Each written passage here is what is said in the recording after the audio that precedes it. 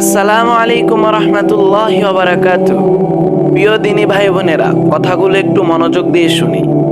কেন এত চিন্তা করছেন? কেন এত পেরেশানি ভুগছেন?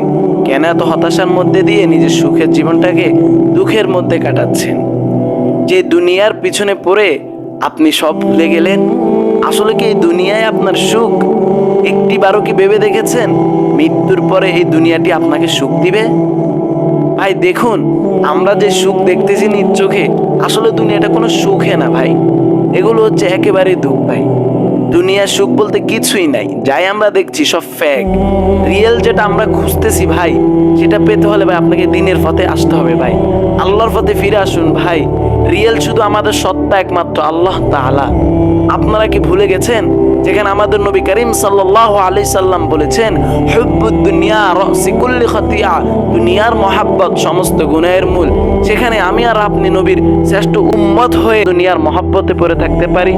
দুনিয়ার মহাব্বতে পড়ে আমি আপনি আল্লাহকে ভুলে গেলাম, দিন ধর্ম ভুলে গেলাম, 5 ওয়াক্ত নামাজ ভুলে গেলাম, হারাম ভুলে গেলাম, হালাল ভুলে গেলাম, ইসলামের নিয়ম নীতি সব ভুলে গেলাম। কেন ভাই? দুনিয়ার পিছে কেন এত মোহ ভাই? দুনিয়া যা দেখতেছেন ভাই, সব অল্প কিছুক্ষণের জন্য সুখ ভাই। একটা কথা কি জানেন? খানিকের মজা আজীবনের জন্য সাজা। তাই বলি ভাই, এখনো সময় আছে ভাই, একটিবার আল্লাহর দরবারে এসে তওবা করুন। আস্তাগফিরুল্লাহ আল্লাযী ওয়া আতুবু ইলাই, এটি পড়ুন, পরে আল্লাহর কাছে তওবা করুন, কান্নাকাটি করুন। আল্লাহ তাআলা কখনোই আপনাকে ফিরিয়ে দিবেন না। আল্লাহ তাআলা আপনাকে মাফ করে দিবেন, ক্ষমা করে দিবেন, নিয়ামতের সাগর দিয়ে দিবেন।